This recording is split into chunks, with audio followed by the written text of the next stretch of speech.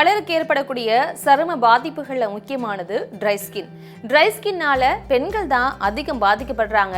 இந்த பிரச்சனை பொதுவா குளிர்காலத்துல அதிகம் ஏற்படுது. ஒருவரோட age, skin colour, immunity power மற்றும் சுற்றுப்புற சூழ்நிலைகள் ஆகியவற்றின் அடிப்படையில தான் இது மாறுபடுது.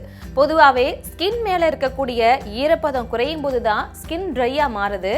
அதுக்கு என்னென்ன பண்ணலாம்னு நிபுணர்கள் சொல்லியிருக்காங்க. அதை பத்தி இந்த வீடியோல பார்க்கலாம். ஸ்கின் ட்ரை ஆகிறதுக்கு காலநிலை, போதுமான அளவு நீர் அருந்தாம இருக்கிறது, விட்டமின், இரும்பு சத்து போன்ற சத்துகளின் குறைபாடு, ஹார்மோனல் இன்பேலன்ஸ் முக்கியமான காரணமா இருக்கு.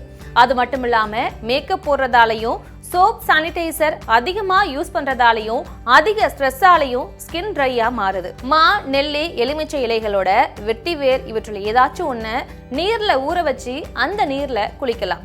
சோப்புக்கு பதிலா கடலை மாவு, பச்சைப்பயிறு மாவு, நலங்கு மாவு போன்றவற்றில் ஏதாவது ஒன்று பயன்படுத்தலாம்.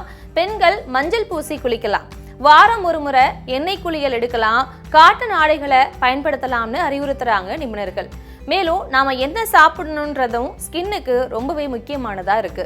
ஸ்கின் ட்ரையா இருக்கும் பட்சத்துல போதுமான அளவு தண்ணீர் குடிக்கணும். கொழுப்பு சத்துள்ள பொருள்கள், பால், தயிர், வெண்ணெய், கேரட், இனிப்பு உருளைக்கிழங்கு, பீன்ஸ், மணத்தக்காளி, பொன்னாங்கண்ணி, பசலைக்கீரை போன்ற வெப்பம் மற்றும் வறட்சியை குறைக்கக்கூடிய கீரை வகைகளை உணவுல சேர்த்துக்கணும்.